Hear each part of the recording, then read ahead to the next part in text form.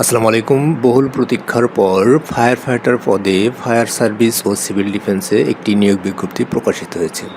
তো এর সাথে আরও কিছু পোস্ট আছে যে পোস্টগুলো আপনারা আবেদন করতে পারেন।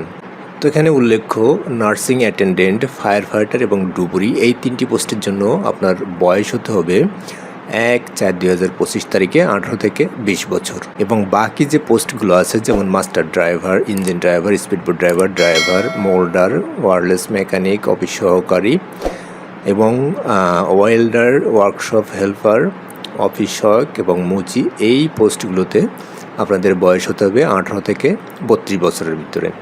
তো এখানে উল্লেখ্য যে এখানে সকল জেলার প্রার্থীরা এখানে আবেদন করতে পারবেন। তো এখানে 1, 2, 3, 4 এবং 8, 9 ও 10 উল্লিখিত পদের জন্য শারীরিক যোগ্যতা যাচাই এবং লিখিত মৌখিক পরীক্ষা গ্রহণ করা হবে। এবং ক্রমিক নম্বর 1, 2, 3 ও 4 উল্লিখিত পদের ব্যবহারিক পরীক্ষার সময় প্রার্থীকে অবশ্যই জাতীয় পরিচয়পত্র, ড্রাইভিং লাইসেন্সের মূল কপি প্রদর্শন করতে হবে। এবং 5 নম্বর, 6, 7, 11 ও 12 নম্বর পদের জন্য লিখিত, ব্যবহারিক এবং মৌখিক পরীক্ষা গ্রহণ করা হবে। এবং 13 এবং 14 নম্বর ক্রমিক উল্লিখিত পদের জন্য লিখিত মৌখিক পরীক্ষা গ্রহণ করা হবে। সকল প্রকার পরীক্ষা গ্রহণের তারিখ, সময় ও স্থান SMS এর মাধ্যমে টেলিটক বাংলাদেশ থেকে জানিয়ে দেওয়া হবে। তো যারা ফায়ার ফাইটার, নার্সিং অ্যাসিস্ট্যান্ট এবং ডুবুরি এই পোস্টের জন্য আবেদন করবেন তাদের জন্য কিছু ক্রাইটেরিয়া মেনটেন করতে হবে।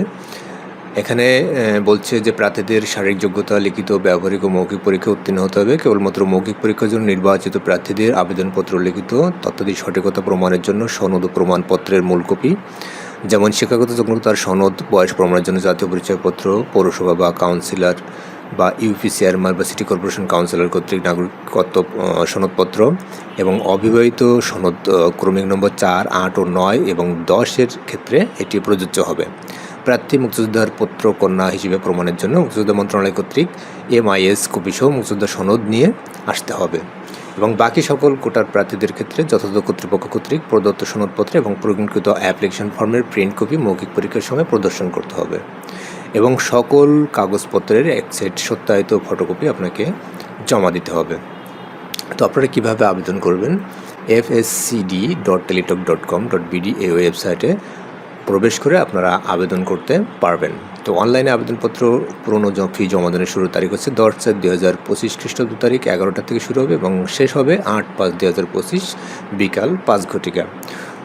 তো এই সময়ের ভিতরে আপনাদেরকে এই আবেদন ফর্মটি পূরণ করে জমা দিতে হবে। আমি পরবর্তী ভিডিওতে কীভাবে আপনারা আবেদন ফর্ম পূরণ করবেন সে বিষয়ে বিস্তারিত আলোচনা করব।